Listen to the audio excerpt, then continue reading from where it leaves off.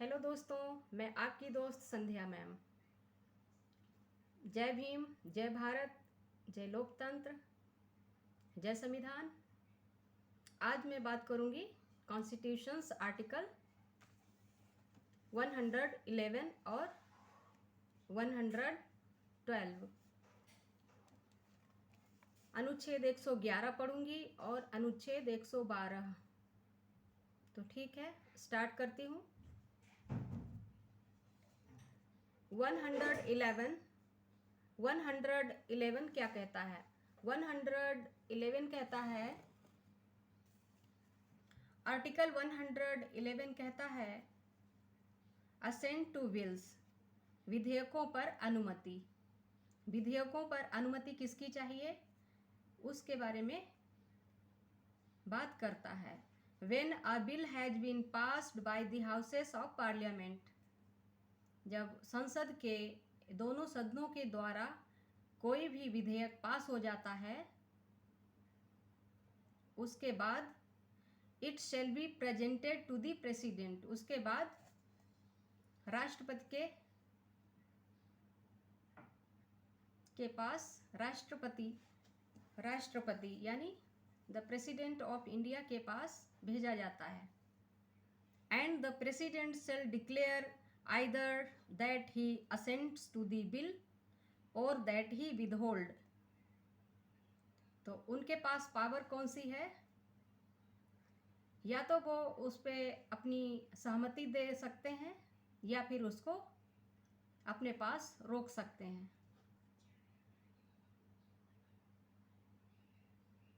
withholds assent therefrom।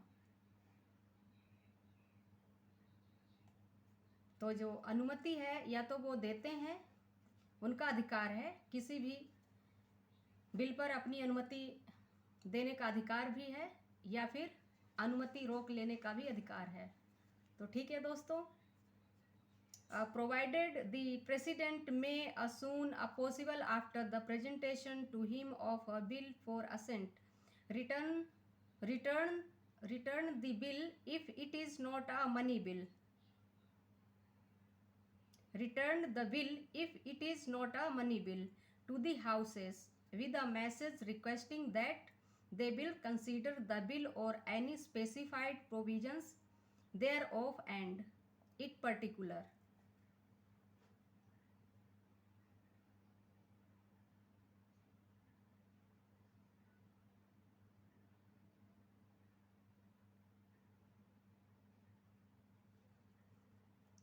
तो ठीक है दोस्तों, तो क्या कह रहे हैं कि return the bill if it is not a money bill, यदि वह मनी बिल नहीं है तो वे टू दी हाउस के लिए वापस कर देंगे। विद अ मैसेज यानी अपने संदेश के साथ, और जो भी रिक्वेस्टिंग है उनकी प्रतिवेदन से है जो भी, उसके साथ वे हाउस को वापस कर देंगे यदि वे धन विधेयक नहीं है तब। That they will consider the bill or any specified provisions thereof and in particular will consider the desirability of introducing any such amendments as he may recommend in his message। When a bill is so returned, the houses shall consider the bill accordingly।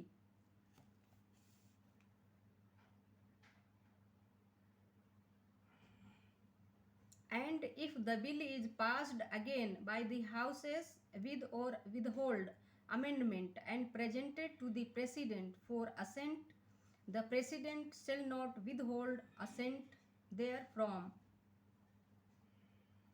अब मैं इसका हिंदी में पढ़ लेती हूँ क्या कहा जा रहा है। अनुच्छेद 111 विधेयकों पर अनुमति। जब कोई विधेयक संसद के दोनों सदनों द्वारा पारित कर दिया गया है, तब वह राष्ट्रपति के समक्ष प्रस्तुत किया जाएगा और राष्ट्रपति घोषित करेगा कि वह विधेयक पर अनुमति देता है या अनुमति रोक लेता है। तो ये राष्ट्रपति का एक अधिकार है संविधान में।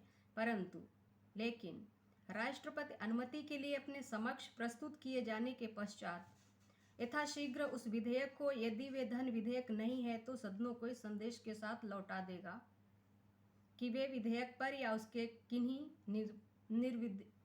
विनिर्दिष्ट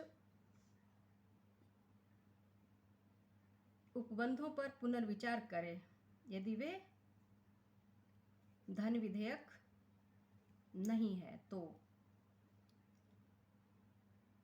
विशिष्टतः किन्हीं ऐसे संशोधनों के पुनर्स्थापन की वांछनीयता पर विचार करें जिनकी उसने अपने संदेश में सिफारिश की है, और जब विधेयक इस प्रकार लौटा दिया जाता है तब सदन विधेयक पर तदनुसार पुनर्विचार करेंगे, और यदि विधेयक सदनों द्वारा संशोधन सहित या उसके बिना फिर से पारित कर दिया जाता है तो राष्ट्रपति के समक्ष अनुमति के लिए प्रस्तुत किया जाता है, तो राष्ट्रपति उस पर अनुमति नहीं रोकेगा। तो यह है 111 में असेंट टू बिल्स यानी विधेयकों पर अनुमति। अब मैं पढ़ूंगी प्रोसीजर इन फाइनेंशियल मैटर्स, वित्तीय विषयों के संबंध में। प्रोसीजर इन फाइनेंशियल मैटर्स, वित्तीय विषयों के संबंध में। तो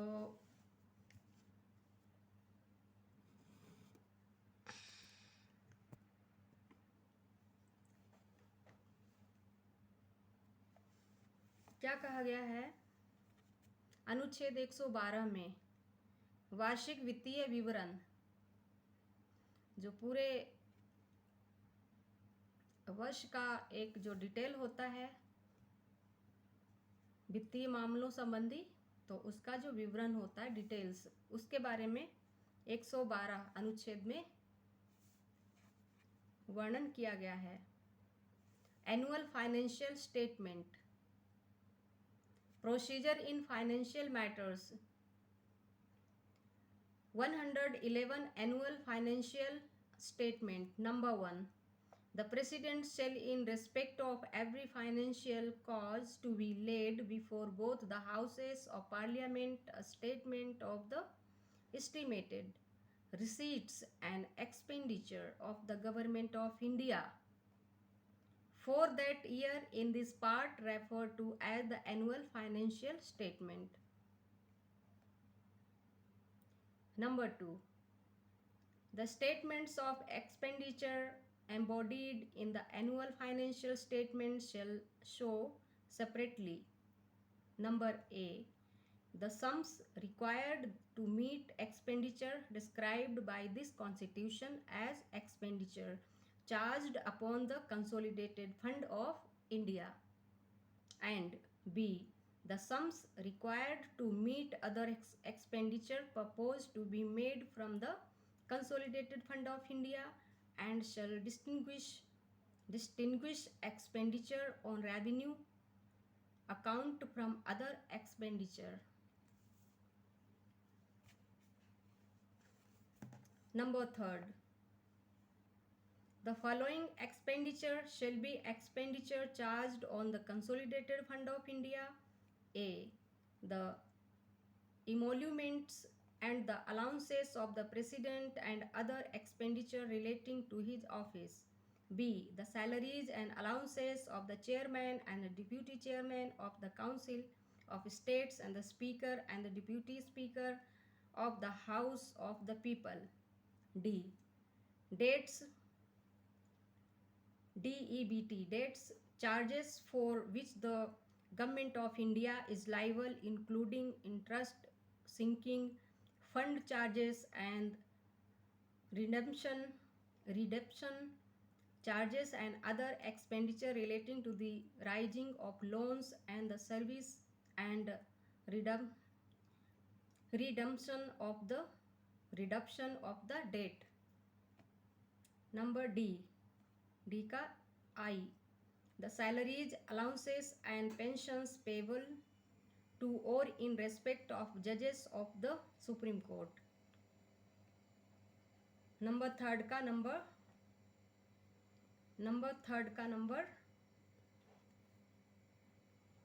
D का 1 and second 2, the pension payable to or in respect of judges of federal court. Number 3, The pension payable to or in respect of judges of high court which exercise jurisdiction in relation to any area included in the territory of India or which at any time before the commencement of this constitution exercised jurisdiction in relation to any area included in a governor's province of the Dominion of India. E. The salary allowances of pension payable to or in respect of the Comptroller and Auditor General of India. F. Any sums required to satisfy any judgment, decree,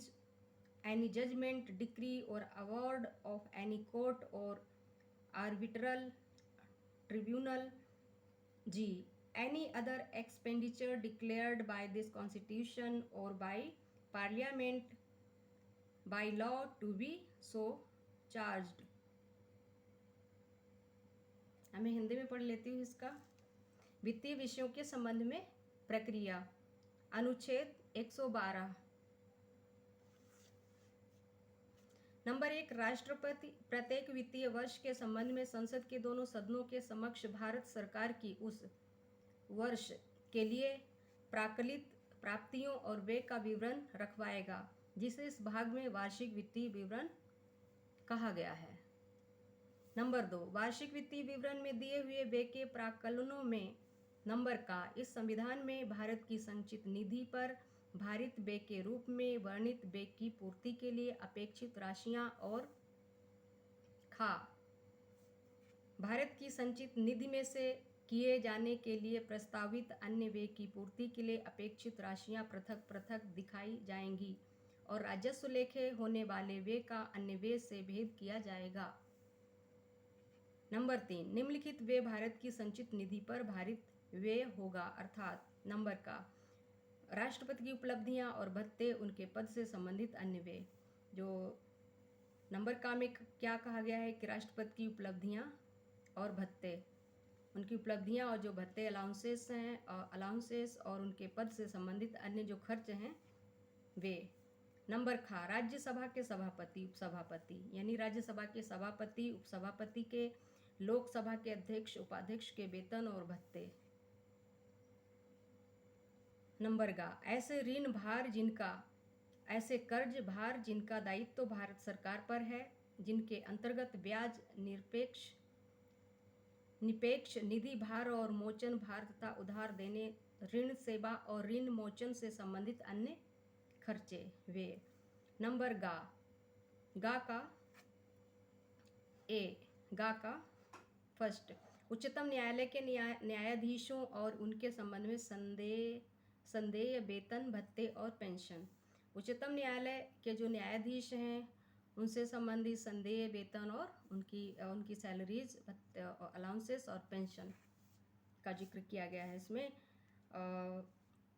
घा का 1 और 2 में कहा गया federal न्यायालय के न्यायाधीशों को या उनके संबंध में संदेय पेंशन, इसमें पेंशन का जिक्र किया गया।